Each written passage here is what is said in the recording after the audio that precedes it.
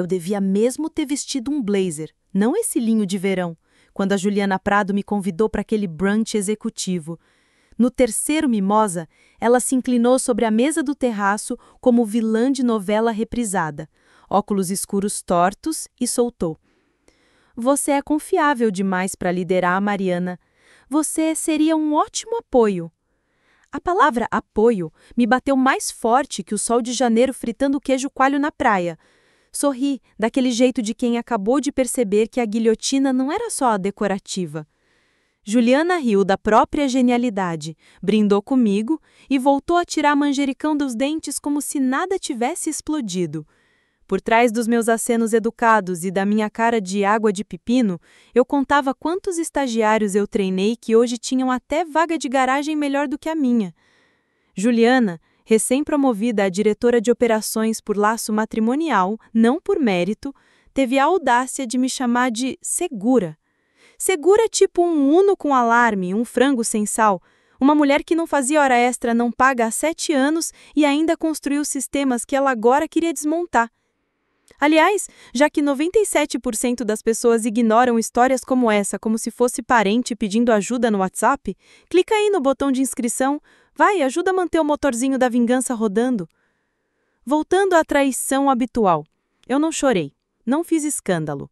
Só deixei ela terminar aquele discurso sobre sangue novo enquanto mexia o gelo derretido da minha mimosa.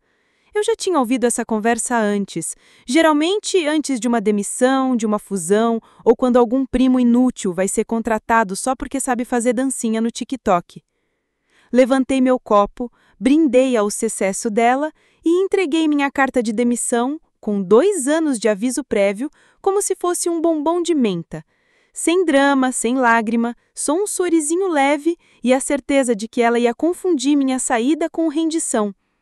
A verdade, eu já estava me organizando há meses, mas não era com caixas ou e-mails, era com provas.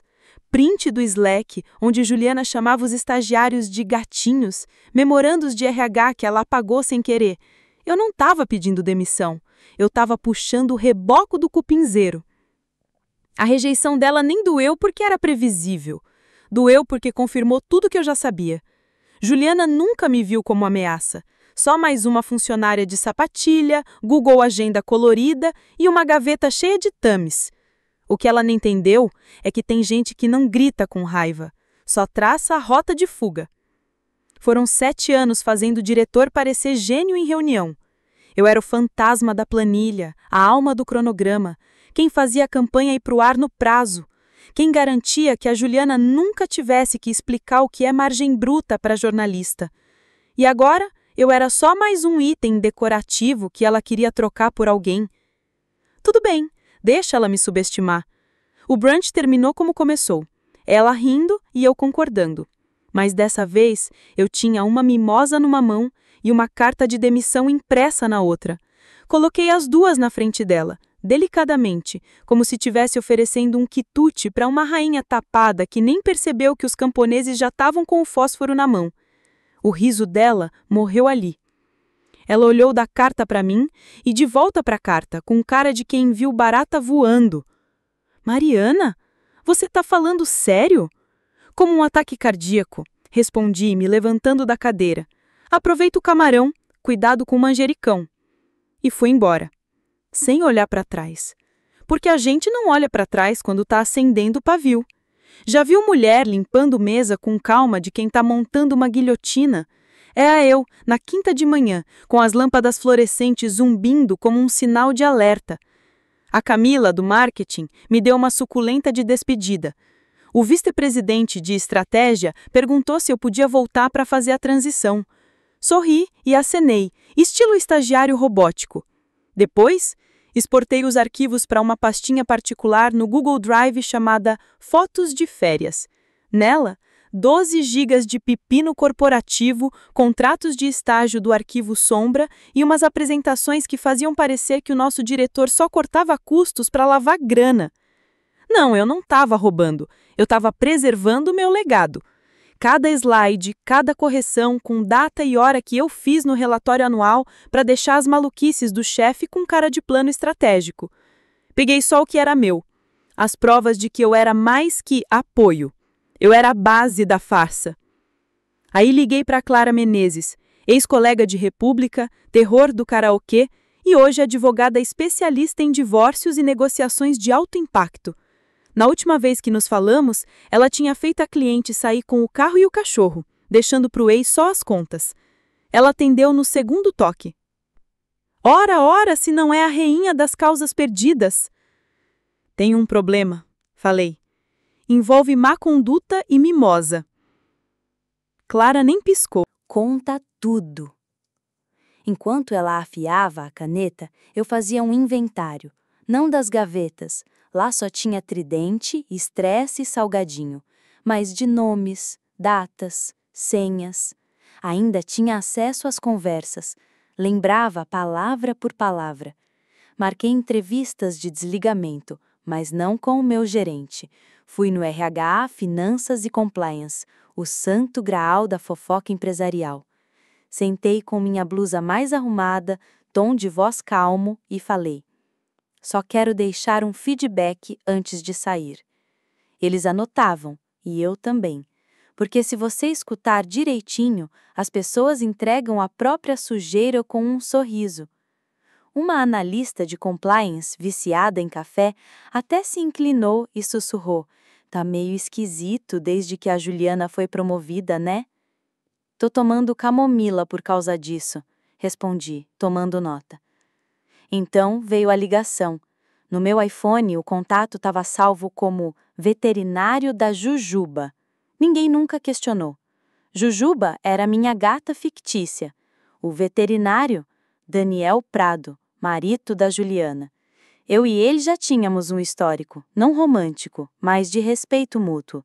Na última crise de imagem da empresa, foi o único executivo que me tratou como gente. Eu sabia que ele ia reconhecer o número. Toquei. Ele atendeu. Nenhuma palavra. Mas aquele silêncio disse tudo. Desliguei. Determinação fria. Se fosse série da Netflix, chamariam de Vingança Refinada. Juliana achava que me derrubou com ovos Benedict. Mal sabia ela que estava comendo sua última refeição numa casa que eu construí e que já estava prestes a explodir discretamente. A demolição vinha aí. Agendaram meu almoço de despedida naquela sala de vidro com vista para doca de carga e samambaia de plástico. Juliana estava no centro, parecendo apresentadora de game show, com um sorriso de quem não pagou o IPVA. O bolo dizia, boa sorte, Mariana, e pela primeira vez acertaram meu nome. Quase um insulto. Os vicezinhos se alinharam, um por um. Ela me ensinou a usar o CRM 2 vezes. Sempre tinha chiclete. Falaram de mim como se eu já tivesse virado espírito de planilha. Aquela que leva lanchinho para as reuniões e coloriográficos feito ovo de Páscoa. Nenhuma menção ao cliente que eu salvei de nos processar. Nenhuma menção à campanha que reconstruí em 72 horas, depois que o tal quadro de visão da Juliana desmoronou feito castelo de cartas na ventania. Só aquelas frases prontas de gente que ia ser mandada embora até o fim do ano e de mulheres que já tinham virado PhD em sorrir diante da mediocridade masculina. Juliana pegou o microfone, ou melhor, a palavra, porque Deus me livre ela dividir os holofotes com qualquer ferramenta que não fosse a própria voz. Mariana tem sido uma parte tão confiável desta empresa, disse ela, esticando a palavra confiável como se fosse sinônimo de sem graça. É o tipo de pessoa em quem você sempre pode contar, como o post-it ou o café descafeinado. Todo mundo riu falsamente, naquele estilo convenção de vendas da firma. Dei um gole d'água e imaginei trocar o sérum de colágeno dela por Super Bonder. Em seguida, ela me entregou um envelope branco, de papel cartão vagabundo, sem nem o logo da Vértice Brasil. Dentro, um vale-presente de R$ 50. Nem um bilhetinho escrito à mão, só o recibo. Não desaparece, hein? Ela disse com uma piscadinha cínica. Olhei para a cara dela e pensei, você nem percebe que já está sozinha, né? Levantei, agradeci, Sorri como quem acabou de engolir caco de vidro. Falei tudo o que se deve dizer para ninguém vasculhar minha bolsa na saída. Sozinha no elevador, finalmente, respirei fundo e peguei o celular. Gravei uma nota de voz, não para a posteridade, mas para servir de lembrete. Uma mimosa, uma mentira e um relatório deletado. Marquem a data e a hora. Enquanto Juliana me entregava um vale de rodízio e um elogio reciclado, eu plantava algo no sistema. 3 gatilhos secretos escondidos no fundo de uma pasta de projetos que ela acessava todo santo dia. Nada de hacker, nada ilegal. Eram arquivos rotulados como relatórios mensais, mas, se abertos, gravavam hora de acesso, IP e captavam a tela. O jurídico talvez não ligasse agora, mas em uns 6 dias úteis, quando um conselheiro abrisse um e-mail de denúncia, eles iam querer provas. Vão querer saber quem estava fazendo contabilidade criativa com as folhas de pagamento dos estagiários fantasmas. Juliana seguia navegando tranquila pelos arquivos armadilha, sem saber que eles cantavam sozinhos. Saí daquele prédio não como quem se despede, mas como quem aperta o botão do míssil com o polegar escondido no bolso. Todo mundo achou que eu estava sendo profissional. Não faziam ideia de que a tempestade já estava no ar. Ano passado, Daniel Prado, o menino de ouro da fundadora e marido da Juliana, gente boa até demais, andava pelos corredores feito quem está fugindo de cobrança do Serasa. A campanha publicitária quase virou crise de imagem. Um influenciador postou um TikTok dizendo que nosso projeto parecia um esquema de pirâmide com PowerPoint. Juliana, sumida num retiro de liderança feminina no interior de São Paulo, postando selfie com filtro. Daniel entrou em pânico. Todo mundo jogou a toalha. Eu fiquei até de madrugada com 2 energéticos e uma planilha que parecia manifesto de sindicato.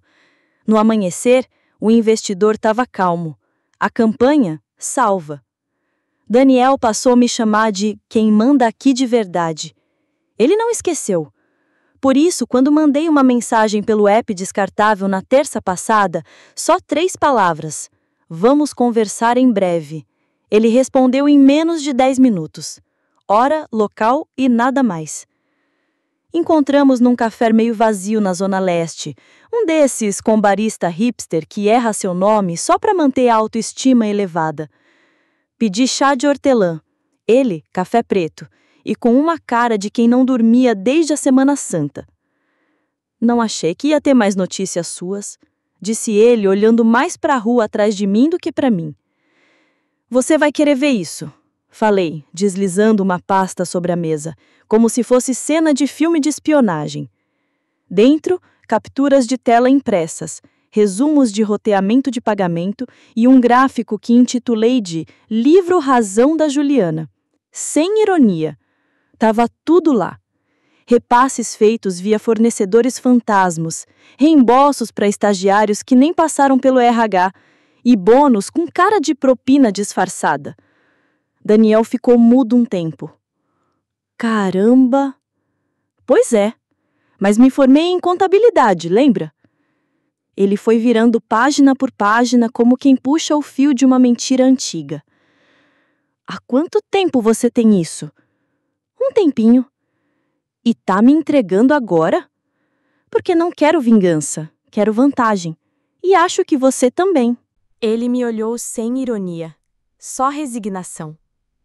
Vou fazer uma ligação, disse.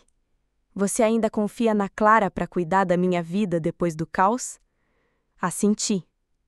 Ela é minha advogada agora. Assim, numa frase só. De repente, o firewall da Juliana tinha uma rachadura do tamanho de um fundo de pensão. Não brindamos, não nos abraçamos.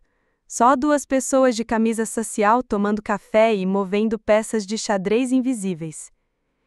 Enquanto isso, na sede da Vértice Brasil, as pequenas rachaduras começaram a aparecer. O Outlook da Juliana não sincronizava, as prioridades dela sumiam do sistema, Um deck que ela mandou para o conselho voltou corrompido, substituído por um rascunho antigo, cheio de anotações comprometedoras. Parecia erro técnico, mas ela sentiu o baque. Começou a repetir tarefas, copiar tudo, reclamar com a TI. Em certo momento, ligou para o suporte e disse: "Parece que o sistema está contra mim." Aposta segura, porque estava mesmo.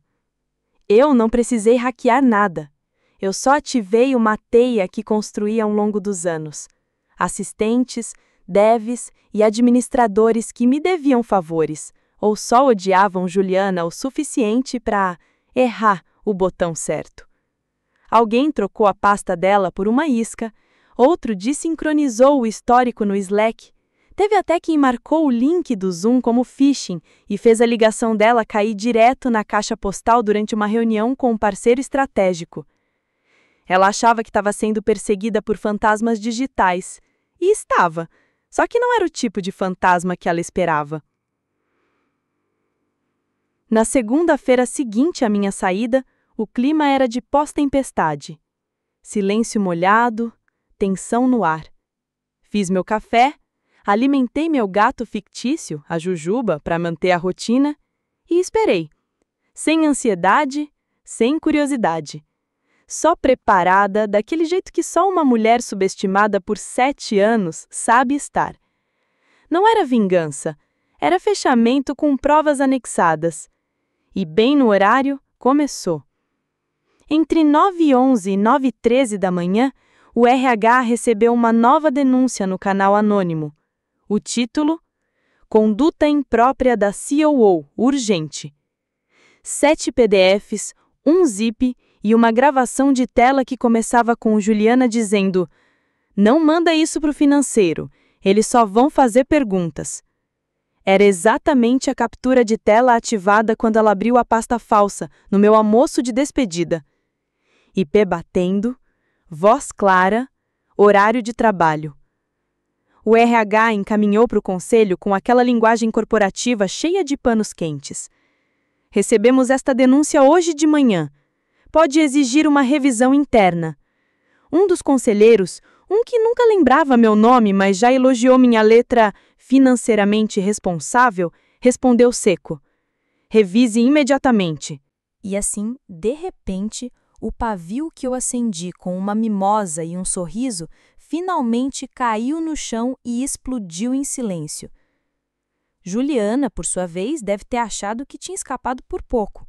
Chegou naquele dia toda de branco, branco de verdade, parecendo uma aparição tentando cosplay de pureza. Disse na recepção que agora estava pronta para focar, já que as distrações tinham passado.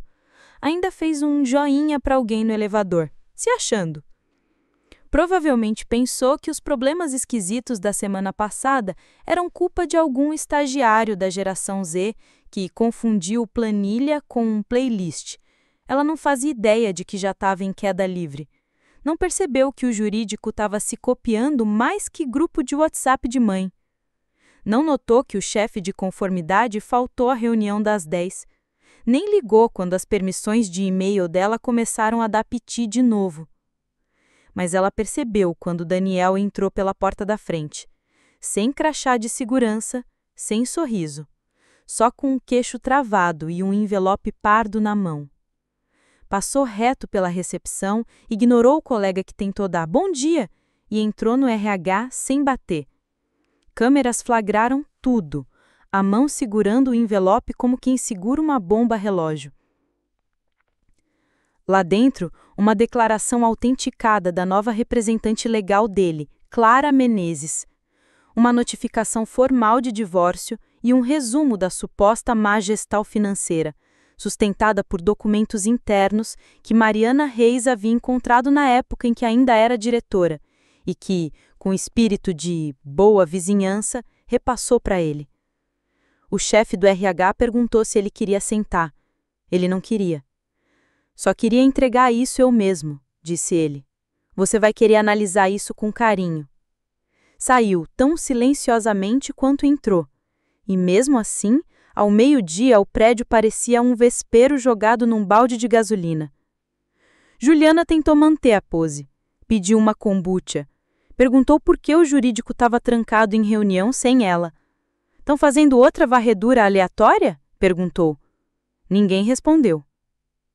De volta ao meu apartamento, atualizei as notícias. Nada ainda. Cedo demais. Sorri e coloquei leite de aveia no café. Tempestades aqui? Que chova. Juliana descobriu do pior jeito como os poderosos temem, em segunda mão. A assistente dela, a pobre Márcia, toda suada, bateu à porta na terça-feira com aquele olhar. Aquele que só os estagiários têm quando descobrem que o microfone estava ligado no Zoom em que chamaram os fornecedores de ONG de fundo de quintal. "É só uma coisa que eu queria sinalizar", disse Márcia. Ela entregou um e-mail impresso. Impresso. Só isso já era para acender o alerta. Era nuclear. No topo, um aviso de separação legal. Assinado por Daniel J. Prado, com a marca registrada da Clary Menezes. A mão de Juliana tremia. Ela não gritou, não rasgou o papel. Só se levantou, devagar, como xarope tentando escorrer no frio de julho, e disse: "Isso é uma piada, né?"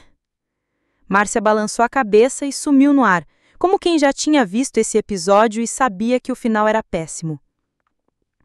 Juliana correu até o RH, exigindo saber quem deixou isso acontecer. Quando perguntaram o que ela queria dizer com isso, ela jogou o aviso na mesa como se fosse peixe podre. "Ele está usando a Menezes e Carvalho Advocacia. Eu lhe expulsei esse escritório daqui faz anos." "Que curioso", disse o diretor de RH, mal tirando os olhos do monitor. "Eles estão com um subescritório de conformidade aqui faz 3 semanas. 5º andar." Juliana piscou. "O quê? Você aprovou o contrato?" Ela não tinha. Pelo menos achava que não. Mas o sistema dizia o contrário. Assinatura eletrônica, carimbo de data e hora, até um memorando interno supostamente enviado por ela. Tudo legítimo. Exceto que ela nunca tinha visto aquilo na vida. Ela entrou em parafuso. Naquela tarde, acusou 3 chefes de departamento de estarem ciúmindo contra ela. Ligou para o TI perguntando se alguém tinha acessado os arquivos dela enquanto ela meditava. Isso mesmo, meditando com o Spotify no modo foco e uma vela de lavanda que mais parecia drywall molhado. Às 15 horas, a agenda dela foi apagada, acidentalmente. Foi bloqueada do sistema de despesas por alinhamento de conformidade. E a Cíntia, para fechar com chave de ouro, achou um arquivo esquisito na própria área de trabalho com o rótulo MM Acesso Legado. Clicou. 3 pastas: integração, histórico de conflitos e alertas. Todas com assinatura digital de Juliana. Última edição, 4 dias depois da saída de Mariana. Impossível! Só que não. O sistema era mais firme que senha de mãe no banco. Os metadados apontavam para o laptop dela. Era ela, segundo o sistema. E ela sabia disso. Fizeram diagnósticos, nada de vírus nem invasões. "Pode ter sido erro de usuário", disse uma técnica, claramente sem noção de que estava a um erro de levar uma voadora de cabo USB. "Ninguém acessa meus arquivos sem que eu saiba", sibilou Juliana. A técnica encarou a tela de novo. "Bem, alguém acessou." Juliana virou um fantasma com Wi-Fi ruim no escritório. Vagava pelos corredores que pareciam estar encolhendo. As portas se fechavam quando ela passava. As conversas se calavam. Ela gritava ordens e ninguém respondia. O poder dela não caiu de uma vez. Foi se desfiando, como linha de crochê mal costurada. Enquanto isso, no 5º andar, a porta do novo escritório de Clara permanecia fechada, mas as luzes estavam acesas. O primeiro bloqueio aconteceu pontualmente às 8h12 da manhã. Juliana abriu o laptop, foi liberar seu bônus semanal, sim, semanal porque nada diz liderança como premiar a si mesma toda sexta-feira, e... tela vermelha da morte. Acesso negado. Tentou de novo. Nada. Atualizou, reiniciou, amassou o mouse como se fosse boleto. Ligou. "Oi, diz que não tenho permissão para acessar o diretório financeiro." Pausa. Está certo, o acesso foi revogado pela equipe de auditoria. Procedimento padrão, por diretriz do conselho. Que equipe de auditoria? A senhora sabe como é. Ela desligou. Ligou para Daniel. Correio de voz, claro, porque naquele exato momento, Daniel estava do outro lado da cidade, num escritório com paredes de vidro ao lado de Clara Menezes, montando uma planilha com múltiplas abas e o título Irregularidades Executivas. Fonte J. Prado. Confirmada, compilada e com marca d'água de Mariana Reis. Cada real não contabilizado, cada estagiário fictício, cada fornecedora alternativa que cobrava R$ 1.000 por limpeza energética e era, na verdade, a segunda renda do instrutor de CrossFit. Clara falava calmamente, Daniel assentia. Existe toda uma estrutura de folha de pagamento criada com o login do diretor de operações, mas as assinaturas não batem. Tem conta fantasma, fatura forjada, programa de estágio operando sobre uma empresa de fachada, que aliás é a do professor de yoga da esposa dele. Daniel não reagiu, só assinou a declaração de divulgação e perguntou a que hora seria a reunião do conselho. De volta à Vértice Brasil, Juliana invadiu a sala da diretoria como um salto-agulha num paralelepípedo. Que diabos está acontecendo? 9 membros do conselho. Silêncio. O presidente pigarreou. Uma auditoria interna foi iniciada. Para quê? Preocupações contábeis, conformidade, trilhas digitais, gastos estranhos. Quem iniciou? Daniel Prado. A voz dela falhou. Meu marido, o cofundador. Ele corrigiu. Ela riu, alto demais, por tempo demais. Deu um tapa na mesa com a palma aberta. Isso é uma maldita caça às bruxas. Vocês estão com inveja porque eu limpei essa casa e nenhum de vocês teve coragem de demitir os encostos. Uma mulher se encolheu. Um homem anotava tudo. Alguém sussurrou. Estamos gravando isso. Juliana congelou, o rosto vermelho, da nuca amassando o rosto. Silêncio. 6 segundos inteiros. Depois sibilou. Vocês não sabem o que eu fiz por este lugar. O presidente respondeu. Estamos prestes a descobrir. Naquela tarde, mais portas bateram metaforicamente do que fisicamente. Os direitos de administradora do Slack de Juliana Prado foram revogados. O cartão corporativo dela congelado e a assistente executiva, misteriosamente doente justo naquela semana, sumiu do mapa. Enquanto isso, o assistente jurídico de Clara Menezes, com o blazer mais zen que já vi, começou a disparar pacotes do RH com o singelo título Depoimentos de Testemunhas Anônimas.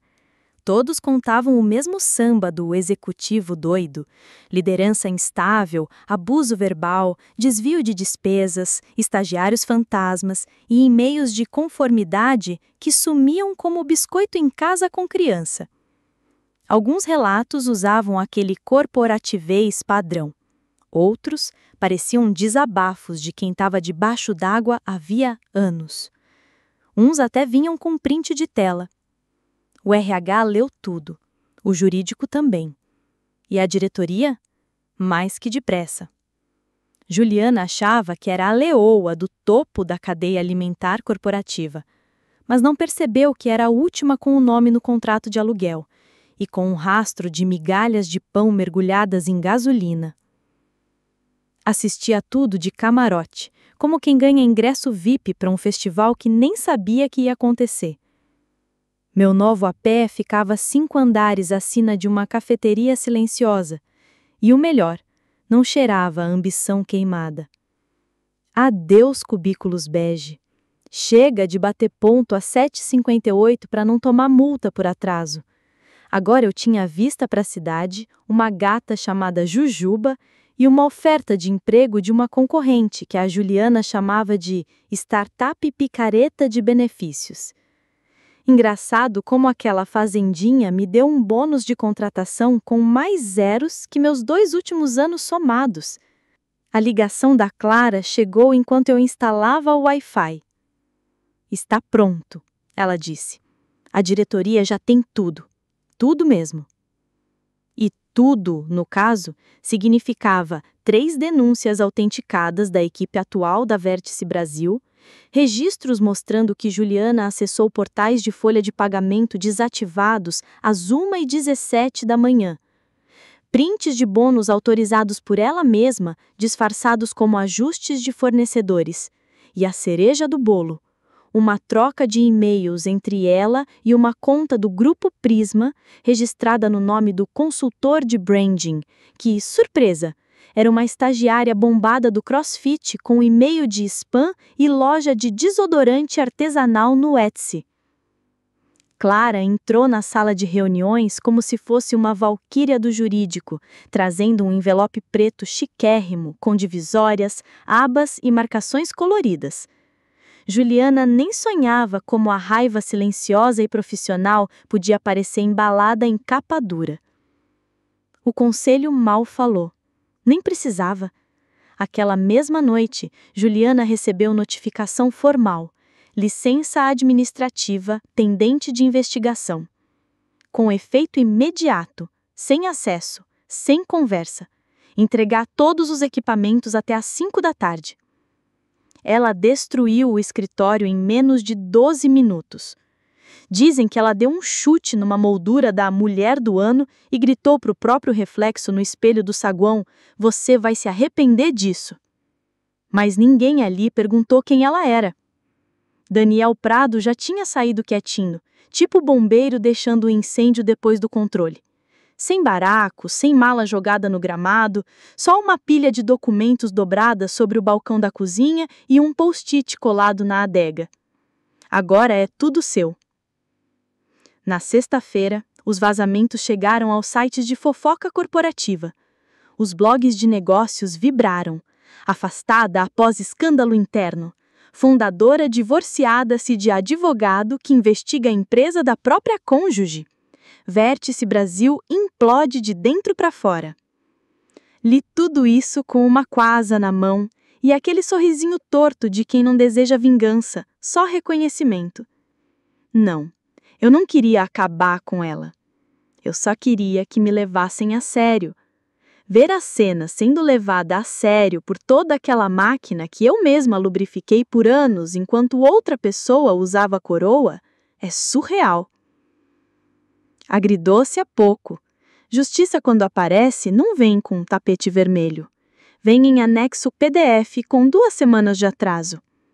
Juliana achava que eu ia desaparecer, pedir demissão e apodrecer no esquecimento. Mas eu virei o fantasma no HD dela. E agora, era ela quem estava sendo deletada. A porta de vidro ainda tinha as digitais dela, quando entrou. Só que dessa vez, sem crachá, sem assistente, sem café com leite e colágeno, só ela, usando o blazer da semana passada e um sorriso travado ensaiado no retrovisor. O saguão mudou. As flores sumiram. A recepção? Rosto novo. A TV, em vez da bolsa de valores, exibia a seguinte frase, em fonte sóbria: "Bem-vindos à nova era da conformidade e da estratégia de risco." Então ela viu a placa de aço escovado na antiga sala de reuniões dela. Estratégia de conformidade e risco, C. Menezes. Juliana parou, perdeu o ar e, pela primeira vez em anos, a rainha autoproclamada da Vértice Brasil sentiu o que era ser irrelevante. "Juliana", disse ela, sem uma ponta de deboche. Juliana travou. Ficou ali, estática, olhos vidrados, boca entreaberta, pele sem aquele bronze artificial de LED. Não disse nada. Largou a bolsa e caiu numa cadeira como marionete com fio cortado.